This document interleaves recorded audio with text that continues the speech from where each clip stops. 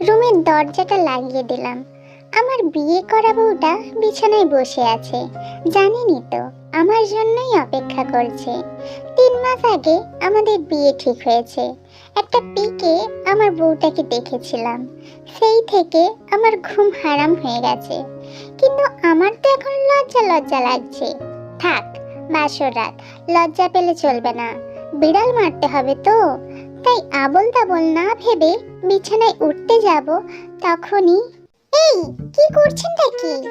কেন বিছানায় উঠছি? আমি হালকা ভয় পেয়ে গেলাম। কেন বিছানায় উঠছেন কেন? কেন তাহলে কি করব? কি করবেন মানে? না মানে বিছানায় উঠবো না কেন? না, উঠতে পারবেন না। তাহলে কি করব? আমি কি জানি, যান সোফায় গিয়ে শুয়ে পড়েন। আমি জাঙ্কুক, বিদেশ থেকে লেখাপড়া শেষ করে মাত্র 3 দিন হলো দেশে এসেছি, আর এরই মধ্যে আবার জীবনের 12টা বাজিয়ে দিল। কি আর করা যায়, বিয়েটা করতেই হলো। মেয়েটার নাম তে। কিন্তু মা ভাবি মিলেমিশে কেমন বউ এনে দিল আমাকে, বিছানায় উঠতে দিচ্ছে না। আমি আবার সহজে মেয়েদের সাথে তেমন ইজি ফিল করতে পারি না, কিন্তু বাসর রাতেই আমার সাথে অত্যাচার করা হচ্ছে। না, এটা হবে না। শোনো, এটা বলতেই আমার দিকে চোখ গরম করে তাকালো। তাই ভয় পেয়ে বললাম, না মানে শুনুন। কি? দেখো তুমি, না না মানে আপনি আমার বিয়ে করা বউ। So what? না মানে একটু বিছানায় উঠি?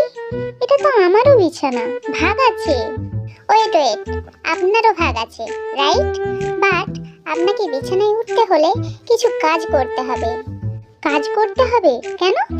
আচ্ছা কি কাজ? আপনাকে কিছু শাস্তি আর জরিমানা দিতে হবে। হ্যাঁ? আপনি যদি এইগুলো সঠিকভাবে পালন করতে পারেন, তাহলেই বিছানায় উঠতে পারবেন। মেয়েটার কথাগুলো শুনে মাথা ঘোরাচ্ছে। কি বলে এই মেয়ে? বাসর রাতের মতো একটা রাত, স্বামীকে প্রণাম করে আদর করবে কিনা স্বামীর কাছ থেকে জরিমানা নিচ্ছে। এই যে বিড়বিড় করে কি বলছেন? না কিছু না। আচ্ছা, তোমার সাথে তো আমার কোনোদিনও দেখাও হয়নি, কথাও হয়নি, তাহলে শাস্তি আর জরিমানা কিসের? আমি কি করেছি? কি করেছেন শুনবেন? বলো। সরি, বলুন। শুনুন, আমি জীবনে কোনোদিন প্রেম করিনি, কারণ আমি আমার স্বামীর সাথে প্রেম করব বলে। কি যে বলেন না! ওই এত ঢং করতে হবে না, আপনার জন্য সেই স্বপ্ন আমার পূরণ হয়নি। ভেবেছিলাম হবু স্বামীর সাথে বিয়ের 3 মাস আগে থেকে প্রেম করব। 3 মাস আগে বিয়ে ঠিক হয়েছে ঠিকই, আমি প্রেম করতে পারলাম না। So sad. এখন আমি প্রতিশোধ তুলব। কি করবেন? 3 মাস প্রেম করতে পারিনি, সে হিসাব পরে হবে। 3 মাসের প্রতি সপ্তাহে 2 দিন ঘুরতাম, সেখানে দুজনের খরচ হতো 4000-এর মতো। তাহলে আমার 2000, মাসে 4 সপ্তাহ, 3 মাসে 12 সপ্তাহ, তাহলে আমার 24,000 টাকা হচ্ছে। টাকাটা নিয়ে আসুন। কি? এখন তোমাকে এত টাকা দিতে হবে? রুম থেকেই বের করে দেব কিন্তু। আচ্ছা দিচ্ছি। কি আর করা, টাকাটা দিতে হচ্ছে এখন। না জানি এই আমার জীবনে কত টাকা এভাবে মেরে দিবে। এই নিন টাকা, পুরোটাই আছে তো? আপনি গুনে নিন। থাক, কম হলে পরে নিয়ে নেব। এখন নেক্সট। আবার কি? শুনুন, প্রতি সপ্তাহে 2 দিন যে ঘুরতে যেতাম, আপনার তো গিফট দেওয়া লাগতো, সেই বাবদ 15,000 টাকা নিয়ে আসুন। আমার কাছে তো আর টাকা নেই। নেই মানে? যান বাইরে যান। আচ্ছা, তুমি এখন না মানে আপনি এখন টাকা নিয়ে কি করবেন? জরিমানা নিচ্ছি। বেশি কথা না বলে যান টাকা নিয়ে আসুন, নয়তো দূর হন। হে ভগবান, আমি কার হাতে পড়লাম? আমার বাসর রাত কিনা জরিমানা দিতে দিতেই যাবে। কি আর করা, আবার 15,000 টাকা এনে দিলাম। ঠিক আছে, এখন আমি যে 3 মাস প্রেম করতে পারিনি তার হিসাব হবে। আবার কত টাকা দিতে হবে? আমার কাছে কিন্তু আর টাকা নেই, এবার টাকা দিতে হবে না। 3 মাস প্রেম করতে না পারার জন্য মাসে তো 30 দিন, 3 মাসে 90 দিন, 90 ভার কান ধরে উঠবোস করতে হবে। হোয়াট? আমি উঠবোস করব? জি হ্যাঁ, ইম্পসিবল, গেট আউট। এত রাতে আমি কোথায় যাব? জানি না, তাড়াতাড়ি রুম থেকে বের হন। উপায় না পেয়ে ভাবলাম শাস্তি একটু কমিয়ে নিই, তাও আজকের মতো ঘুমটা অন্তত ভালো হোক। বলছিলাম কি, আমার তো এখানে কোনো দোষ নেই, আমি তো দেশে ছিলাম না, তাই না? তা না হলে তো প্রেম করতাম। তাই বলছি কি, শাস্তিটা একটু কম করা যায় না? আচ্ছা, 80 বার। না না, একটা কথা বলি, 10 বার করি। কি, এত কম? দেখো, আজ অনেক টায়ার্ড, এতবার উঠবোস করলে আমাকে আর খুঁজে পাওয়া যাবে না।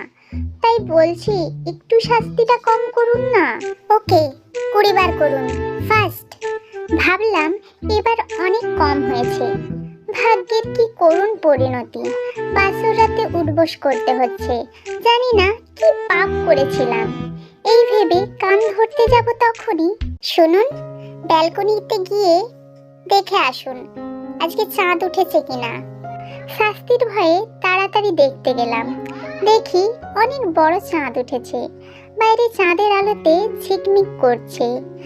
আজকের চাঁদটা আমার ঘরের চাঁদের মতো এত সুন্দর নয়।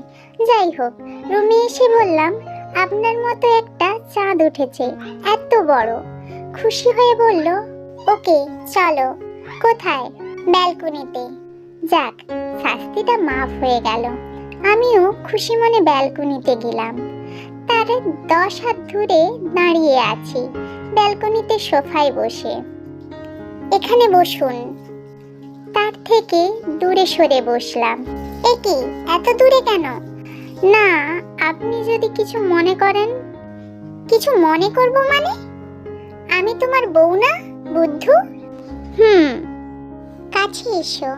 কাছে গিয়ে বসলাম। তে আমার হাতটা ধরে বসে রইল। আমি কোনো কথা বলছি না। তে বলল, কিছু বলছো না কেন? আমি বললাম, কি বলবো? তে মনটা খারাপ করে আমার হাত জড়িয়ে কাঁধে মাথা রেখে বসে রইল। কিছুক্ষণ পরে, জাঙ্কুক, বলো। I love you. কবে থেকে? 3 মাস আগে থেকে। I love you too. হঠাৎ আমার ঠোঁটে মিষ্টি একটা নরম ঠোঁটের স্পর্শ হলো। নিজেকে মনে হয় হারিয়ে ফেলেছি। প্রকৃতির সবকিছু যেন থমকে গেছে, কিন্তু আমার মনের ভেতর ঢেউ খেলছে।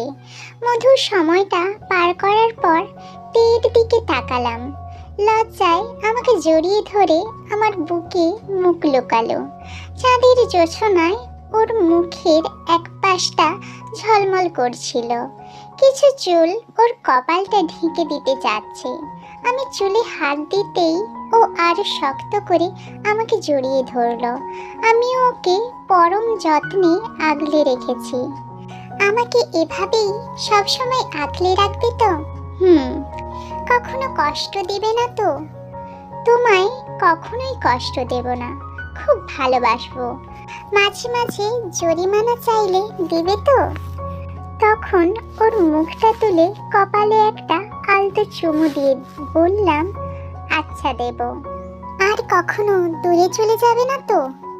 না, কখনোই চলে যাব না, সবসময় তোমার পাশে থাকবো।